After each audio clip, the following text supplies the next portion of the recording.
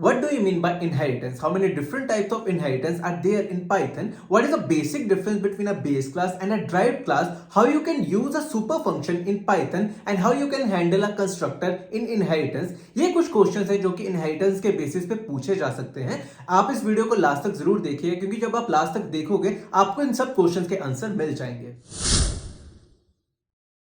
तो सबसे पहले बात करते हैं what do you mean by inheritance. तो जैसा कि नाम से ही पता चल रहा है कि इनहेरिटेंस का मतलब इनहेरिट करना, यानी कि किसी एक पर्टिकुलर चीज से कुछ चीजें लेना, उसको एक्वायर करना, उस चीज को इनहेरिटेंस का नाम दिया जाता है। अब अगर मैं इसी चीज को आपको जेनरिक वे में बताना चाहूं तो फैमिली स्ट्रक्चर के बेसिस पे बता सकता हूं। सबसे पहले आपके ग्रैंड पेरेंट्स, उसके बाद आपके पेरेंट्स और उसके बाद आप। आपके ग्रैंड पेरेंट्स से बहुत ज्यादा क्वालिटीज या फिर बहुत ज्यादा चीजें आपके पेरेंट्स ने एक्वायर की होंगी, जैसे कि मान लो हेयर हो गए या फिर उसके अलावा आईज हो गए। बहुत ज्यादा चीजें ऐसी होंगी जो आपके पेरेंट्स ने आपके ग्रैंड पेरेंट्स से एक्वायर की होंगी। सिमिलरली आपने भी बहुत ज्यादा चीजें अपने पेरेंट्स से एक्वायर की होंगी, तो उन्हीं सब चीजों को इनहेरिट करना बोलते हैं कि बहुत ज्यादा चीजों का एक्सेस आपके पेरेंट्स ने आपके ग्रैंड पेरेंट्स से लिया और आपने अपने पेरेंट्स से लिया। इसी चीज को इनहेरिटेंस का नाम दिया जाता है। अब अगर मैं इसी चीज को कुछ अलग तरीके से आपको बताना चाहता हूं तो बहुत ज्यादा लोग आजकल कार का यूज करते हैं। कार एक फोर व्हीलर कैटेगरी में आता है। तो मान लो एक फोर व्हीलर की कैटेगरी है जिसमें कार्स आती हैं, उसके अलावा बस आती है, ट्रक आते हैं, वैन आती है, जीप आती है, एक्सेट्रा एक्सेट्रा। बहुत ज्यादा चीजें एक फोर व्हीलर की कैटेगरी में आती हैं। तो फोर व्हीलर एक पेरेंट क्लास हो गई। अब कार एक ऐसी चीज है जिसमें बहुत ज्यादा प्रॉपर्टीज फोर व्हीलर की आ जाती हैं, यानी कि कार एक चाइल्ड क्लास हो जाती है और फोर व्हीलर एक पेरेंट क्लास हो जाती है, जिसमें बहुत ज्यादा चीजें जैसे कि कितने व्हील्स यूज होंगे या फिर कितनी यूसेज है, कितना कंफर्ट मिलेगा, साइज कितना होगा, एक्सेट्रा एक्सेट्रा। बहुत ज्यादा चीजें कार में होती है जो कि वो अपने पेरेंट यानी कि फोर व्हीलर से एक्वायर कर सकती है। सिमिलरली अगर मैं कार की बात करूं तो कार में भी बहुत ज्यादा कैटेगरीज आ जाती हैं, जैसे कि एसयूवी, सेडान, एक्सेट्रा एक्सेट्रा। बहुत ज्यादा सब क्लासेस हो सकती हैं कार की भी, जिसमें कार की भी बहुत ज्यादा प्रॉपर्टीज आ जाती हैं और उसके अलावा फोर व्हीलर की भी प्रॉपर्टीज उसी में आ जाती है। तो इस तरह से ये पूरा का पूरा ट्री हम बना सकते हैं। तो आई होप कि इनहेरिटेंस का बेसिक कंसेप्ट आपको समझ में आ गया हो कि किसी एक पर्टिकुलर चीज से जब कोई दूसरी चीज कुछ प्रॉपर्टीज को एक्वायर करती है तो उस प्रोसेस को इनहेरिटेंस का नाम दिया जाता है। अब बात करते हैं कि कोडिंग वे में इसको किस तरह से यूज किया जाता है। तो सबसे पहले बात करते हैं सिंटैक्स के बारे में। तो सबसे पहले एक बेस क्लास बनाई जाती है जिसको पेरेंट क्लास का नाम भी दिया जाता है, और उसके बाद एक बॉडी बनाई जाती है। देन उसके बाद जो भी क्लास यानी कि चाइल्ड क्लास या फिर ड्राइव क्लास आपको चाहिए होती है, उसकी ब्रैकेट में आपको पेरेंट क्लास का नाम डिफाइन करना होता है। इस तरह से आप इनहेरिटेंस पाइथन में इंप्लीमेंट कर सकते हो। तो जैसा कि आप इस एग्जांपल में देख रहे हैं कि सबसे पहले मैंने एक क्लास डिफाइन की क्लास ए के नाम से, उसमें मैंने एक फंक्शन डिफाइन किया डिस्प्ले, और उसमें मैंने कुछ प्रिंट स्टेटमेंट पास कर दी। देन उसके बाद मैंने एक और क्लास डिफाइन की जिसका नाम मैंने रखा बी, और आप जैसे कि ब्रैकेट में देख रहे हो कि मैंने ए लिखा हुआ है, यानी कि बी जो है वो ए की कुछ प्रॉपर्टीज को एक्वायर कर रहा है, यानी कि ए बी के लिए एक पेरेंट क्लास हो गई और बी ए के लिए एक चाइल्ड क्लास हो गया। देन उसके बाद मैंने एक फंक्शन डिफाइन किया, फंक्शन शो, देन उसमें मैंने एक प्रिंट स्टेटमेंट पास कर दी। अब मैं अगर बी का कोई ऑब्जेक्ट बनाता हूं और उसके बाद मैं उसी के किसी फंक्शन को कॉल करता हूं तो वो तो मैं इजीली कर सकता हूं, लेकिन वो उसके अलावा अपने पेरेंट के फंक्शन को भी कॉल कर सकता है, जैसा कि आप इस एग्जांपल में देख रहे हैं। यानी कि सबसे पहले मैंने d.show फंक्शन को कॉल किया जो कि उसी का एक फंक्शन है, तो उसने bShow प्रिंट कर दिया। देन उसके बाद मैंने d.display फंक्शन को कॉल किया जो कि क्लास a का एक फंक्शन है, उसने वो भी प्रिंट कर दिया। इससे ये चीज पता चलती है कि b अभी बहुत ज्यादा प्रॉपर्टीज या फिर बहुत ज्यादा फंक्शन को एक्वायर कर सकता है जो भी a में मेंशन है, क्योंकि वो उसको इनहेरिट कर पा रहा है। तो आई होप कि ये बेसिक सी एग्जांपल आपको क्लियर हो गई हो कि इनहेरिटेंस को किस तरह से इंप्लीमेंट किया जाता है पाइथन।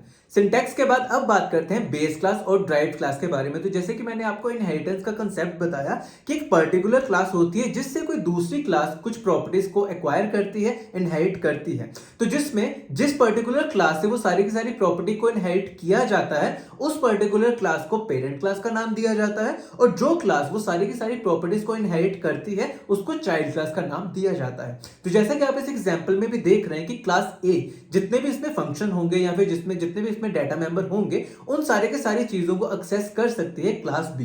तो क्लास बी उसके लिए एक चाइल्ड क्लास होगी। और इसी में मैं एक और चीज भी ऐड करना चाहता हूं कि बेस क्लास को सुपर क्लास या फिर पेरेंट क्लास भी कहा जाता है, और उसी तरफ ड्राइव्ड क्लास को सब क्लास या फिर चाइल्ड क्लास भी कहा जाता है। अब हम बात करते हैं टाइप्स ऑफ इनहेरिटेंस के बारे में। तो पाइथन में 5 टाइप ऑफ इनहेरिटेंस होती है। अब मैं आपको इन्हीं सब इनहेरिटेंस को एक्सप्लेन करके बताऊंगा। तो सबसे पहला है सिंगल इनहेरिटेंस। सिंगल इनहेरिटेंस में एक ही पेरेंट होता है और उसका एक ही चाइल्ड होता है। जैसा कि आप इस एग्जांपल में देख रहे हैं कि क्लास ए के सारे कंपोनेंट को एक्सेस कर पा रहा है, तो इस चीज को सिंगल इनहेरिटेंस का नाम दिया जाता है। जैसे कि जो एग्जांपल मैंने आपको अभी समझाई थी वो सिंगल इनहेरिटेंस की ही एग्जांपल थी। Next is multi level inheritance. तो इसमें क्या होता है कि सबसे पहले एक पेरेंट क्लास होती है जिसका एक चाइल्ड होता है। देन उसी चाइल्ड का जब कोई दूसरा चाइल्ड हो जाता है, देन उस चीज को मल्टी लेवल इनहेरिटेंस का नाम दिया जाता है। मान लो कि आपके ग्रैंडफादर हो गए, ग्रैंडफादर से आपकी कुछ प्रॉपर्टीज आपके फादर ने एक्वायर की, देन आपके फादर से आपने बहुत ज्यादा प्रॉपर्टीज को एक्वायर किया, तो उस चीज को मल्टी लेवल इनहेरिटेंस का नाम दिया जाता है, जिसमें स्टेप बाय स्टेप एक एक चाइल्ड ऐड होता रहता है और उसके लिए ऊपर वाला क्लास एक पेरेंट क्लास होता है और नीचे वाला क्लास एक चाइल्ड क्लास होता है। तो यही सब चीजों को कंबाइन करेंगे तो वो मल्टी लेवल इनहेरिटेंस का नाम कहलाती है। तो जैसा कि आप इस एग्जांपल में देख रहे हैं कि मैंने 3 क्लासेस को डिफाइन किया है, क्लास ए, क्लास बी और क्लास सी। क्लास बी की ब्रैकेट में मैंने ए लिखा है और क्लास सी की ब्रैकेट में मैंने बी लिखा है। इसका मतलब ये है कि क्लास बी जो है वो एक इंटरमीडिएट क्लास है, यानी कि वो क्लास ए के लिए एज ए चाइल्ड क्लास है और क्लास सी के लिए एज ए पेरेंट क्लास है। सिंस मैंने ब्रैकेट में ए लिखा है तो वो सारी की सारी ए की प्रॉपर्टीज को एक्वायर कर रहा है, यानी कि ए उसके लिए एक पेरेंट क्लास हो गई। सिमिलरली मैंने क्लास सी डिफाइन की जिसकी ब्रैकेट में मैंने बी लिखा है, यानी कि बी उसके लिए एक पेरेंट क्लास है और वो उसके लिए एक चाइल्ड क्लास है। तो इसी तरह से हम फर्दर और भी ज्यादा चाइल्ड क्लास बना सकते हैं। अब मान लो कि मैं क्लास सी का कोई ऑब्जेक्ट बनाता हूं, तो ये ऑब्जेक्ट ऐसा ऑब्जेक्ट होता है जो कि जितने भी इसके पेरेंट क्लास होते हैं, सारे के सारे पेरेंट क्लास के जितने भी फंक्शन या फिर जितने भी डेटा मेंबर होते हैं उनको एक्सेस कर सकता है। तो जैसा कि आप इस एग्जांपल में देख रहे हैं, जिससे मैंने तीनों फंक्शंस को कॉल किया और तीनों फंक्शंस की आउटपुट भी जो भी मैंने प्रिंट स्टेटमेंट में लिखी थी, तीनों को कॉल करके उसने प्रिंट कर दिया। तो इससे यही पता चलता है कि क्लास सी का जो कंपोनेंट है वो जितने भी पेरेंट कंपोनेंट होते हैं उन सबको एक्सेस कर सकता है और इसी चीज को मल्टी लेवल इनहेरिटेंस का नाम दिया जाता है।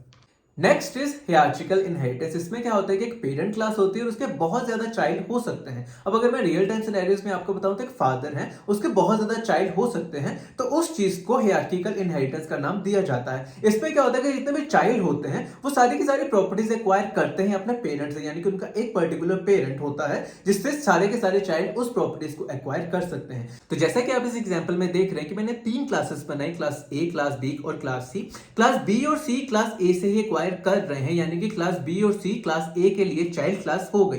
इसका मतलब यह है कि जितने भी फंक्शन या फिर जितने भी डेटा मेंबर्स हमने क्लास ए में डिफाइन किए होंगे वो सारे के सारे बी और सी एक्सेस कर सकते हैं। और अब अगर मैं इन्हीं दोनों क्लासेस के ऑब्जेक्ट बनाता हूं, यानी कि ऑब्जेक्ट 1 और ऑब्जेक्ट 2, तो इसमें क्या होता है कि मैं इन दोनों ऑब्जेक्ट से पेरेंट क्लास के जितने भी फंक्शन थे उन सबको एक्सेस कर सकता हूं। तो जैसा कि आप इस एग्जांपल में देख सकते हैं। Next is multiple inheritance. इसको एक्सप्लेन करने से पहले मैं आपको ये चीज बताना चाहता हूं कि multiple inheritance one of the most important topic होता है पाइथन में, क्योंकि इंटरव्यूज में बहुत ज्यादा क्वेश्चंस इसके बेसिस पे पूछे जाते हैं और आपको मल्टीपल इनहेरिटेंस के बारे में तो डेफिनेटली पता होना ही चाहिए। आप बाकी इनहेरिटेंस को थोड़ी देर के लिए इग्नोर कर सकते हैं, लेकिन मल्टीपल इनहेरिटेंस को बिल्कुल भी इग्नोर मत कीजिएगा। तो इसमें क्या होता है कि एक पर्टिकुलर चाइल्ड होता है जिसके 2 या 2 से ज्यादा पेरेंट्स हो सकते हैं, तो उस प्रोसेस को एक मल्टीपल इनहेरिटेंस का नाम दिया जाता है। अब मान लो कि class A, class B, class C, class D बहुत ज्यादा क्लासेस होंगी, उससे एक पर्टिकुलर चाइल्ड है, वो उन सब की प्रॉपर्टीज को एक्वायर कर रहा है, तो उस प्रोसेस को मल्टीपल इनहेरिटेंस का नाम दिया जाता है। अब अगर मैं इसी चीज को रियल टाइम सिनेरियो से रिलेट करके बताऊं तो फादर और मदर 2 क्लासेस हो गई जिनसे एक पर्टिकुलर चाइल्ड पैदा हो, तो उनके लिए वो एक चाइल्ड क्लास बन गई। तो इसी प्रोसेस को जब हम पाइथन में इंप्लीमेंट करते हैं तो किस तरह से कर सकते हैं, जैसा कि आप स्क्रीनशॉट देख रहे हैं। तो सबसे पहले क्लास ए डिफाइन की, एक पेरेंट डिफाइन किया, और उसके बाद क्लास बी डिफाइन की, एक दूसरा पेरेंट डिफाइन किया।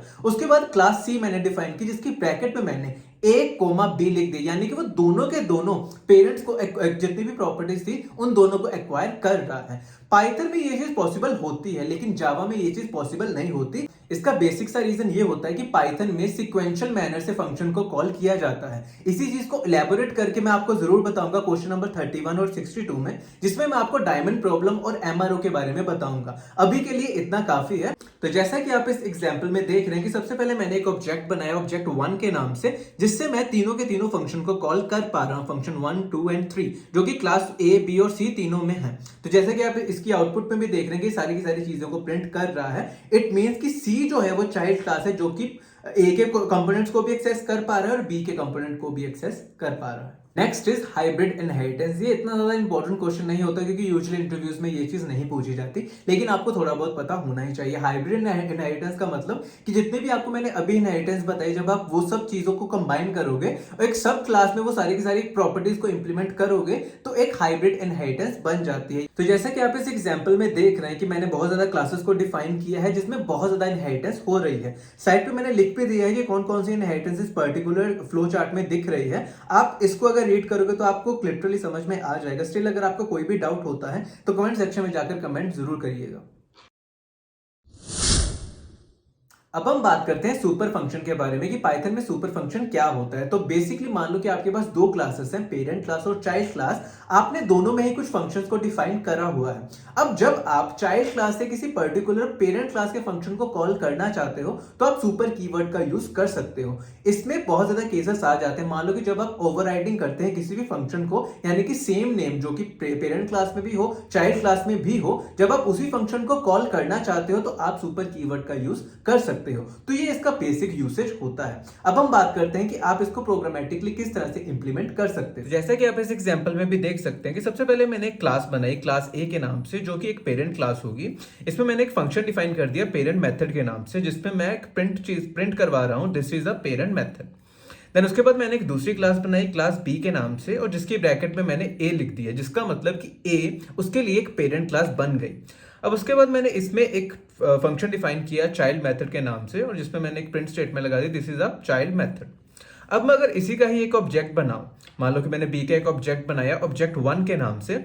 अब ये जो ऑब्जेक्ट होगा ये चाइल्ड क्लास के मेथड को कॉल कर सकता है, यानी कि उसमें जितने भी मेथड होते हैं उनको कॉल कर सकता है। लेकिन अगर हम एक ऐसी सिचुएशन चाहते हैं कि वो डायरेक्टली मान लो कि अपने पेरेंट क्लास को भी डायरेक्टली एक्सेस कर सके without calling that particular function, हम किस तरह से कर सकते हैं? तो उसके लिए हमें सुपर कीवर्ड की जरूरत पड़ेगी। तो उसके लिए मैं सुपर फंक्शन का यूज करूंगा। Super function dot parent method मैं चाइल्ड मेथड में लिख दूंगा।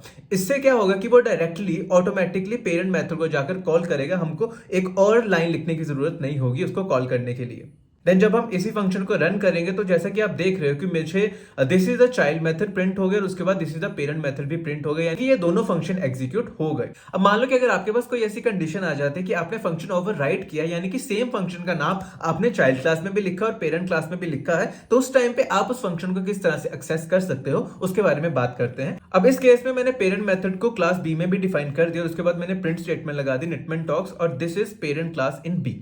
उसके बाद अगर मैं चाहता हूं कि पेरेंट मेथड का वो फंक्शन जो कि पेरेंट क्लास में बना हुआ था, यानी कि क्लास ए में बना हुआ था, उसको कॉल करें, तो उसके लिए मैं सुपर कीवर्ड का यूज करूंगा super function dot parent method. अब इस फंक्शन से क्या होगा कि जो पेरेंट मेथड जो कि क्लास ए में डिफाइंड था वो भी कॉल हो जाएगा।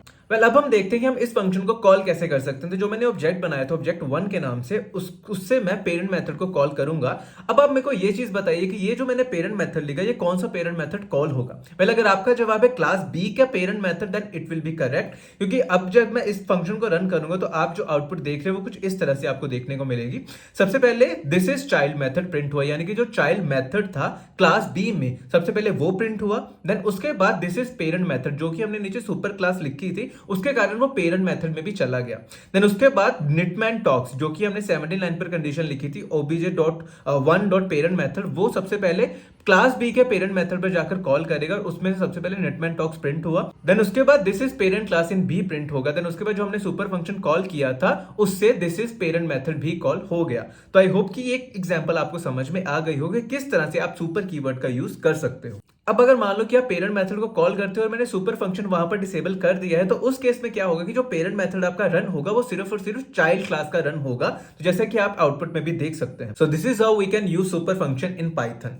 अब कभी कभी क्या होता है कि हम कंस्ट्रक्टर को भी कॉल करना चाहते हैं सुपर क्लास से ही, तो उसको हम कैसे कर सकते हैं अभी हम उसके बारे में बात करेंगे। तो उसके लिए मान लो कि मैं दो क्लासेस बनाऊंगा, पहली क्लास एम्प्लॉय के नाम से जिसमें मैं एक कंस्ट्रक्टर बनाऊंगा जो कि दो पैरामीटर्स लेगा नेम और आईडी, और उसके बाद मैं इसको इनिशियलाइज कर दूंगा self dot name is equal to name self dot ID is equal to ID. उसके बाद मैं दूसरी क्लास बनाऊंगा एम्प्लॉय रोल के नाम से जो कि तीन पैरामीटर्स लेगा नेम आईडी और रोल, और उसको भी मैं वैसे ही डिफाइन कर दूंगा self dot name is equal to name self dot ID is equal to ID self dot role is equal to role. अब उसके बाद मान लो कि मैंने इन्हीं क्लासेस के दो ऑब्जेक्ट्स बना लिए। सबसे पहले Nitin is equal to employ और उसके बाद मैं ब्रैकेट में नितिन मंगोत्रा और उसकी आईडी 7 दे दूंगा। देन उसके बाद दूसरा ऑब्जेक्ट मैं शुभम के नाम से बनाऊंगा जिसमें मैं नेम शुभम सिंह और आईडी 8 और रोल डेवलपर पास कर दूंगा। सर ये रोल नहीं, एम्प्लॉय रोल था।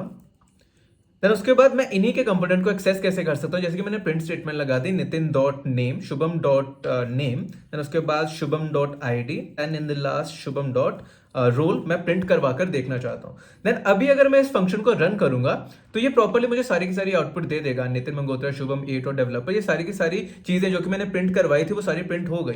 लेकिन पाइथन में हम यूजुअली एक रूल होता है ड्राई रूल, यानी कि डोंट रिपीट योर सेल्फ। तो इसमें क्या हो रहा है कि हम दो चीजें दो बार लिख रहे हैं, यानी कि self dot name is equal to name और self dot ID is equal to ID हम दो बार लिख रहे हैं, जो कि पेरेंट में भी लिखी है और चाइल्ड क्लास में दोनों में लिखी है। तो इसी चीज को रिमूव करने के लिए हम क्या चीज कर सकते हैं, हम सुपर कीवर्ड का यूज कर सकते हैं ताकि हमें वो कोड बार बार ना लिखना पड़े। अभी तो चलो 2 क्लासेस है, कल को मान लो कि 20-30 क्लासेस होंगी तो हम सब में सारे के सारे कीवर्ड्स बार बार यूज नहीं कर सकते। तो उस केस में हम सुपर कीवर्ड का यूज कर सकते हैं ताकि हम इन्हीं सब चीजों को इनिशियलाइज कर सके।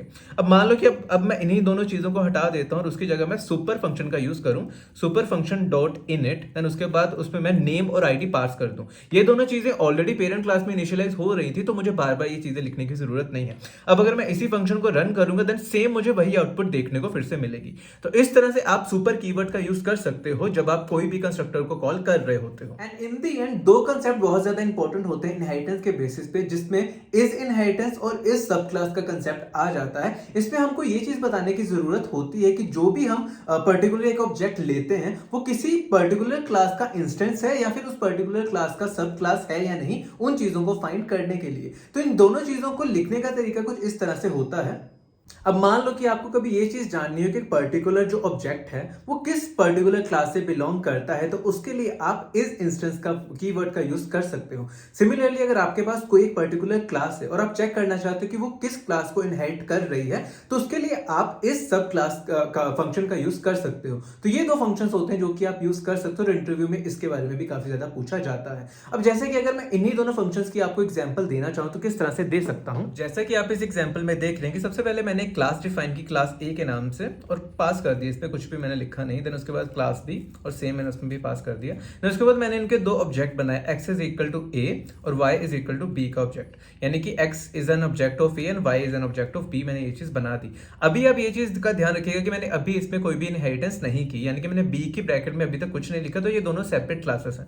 अब अगर मैं चेक करना चाहता हूँ कि कौन किसका इंस्टेंस है या नहीं, तो उसके लिए क्या करूंगा, मैं प्रिंट स्टेटमेंट लगा दूंगा इज इंस्टेंस और उसके बाद मैं ये चारों कंडीशंस लिख दूंगा, जिसमें सबसे पहली कंडीशन है x is an instance of A और नॉट। तो इसमें मेरा आंसर ट्रू आ गया, क्योंकि हाँ x जो है वो हमने एक ऑब्जेक्ट बनाया था A का, जिसके कारण it's an instance of A।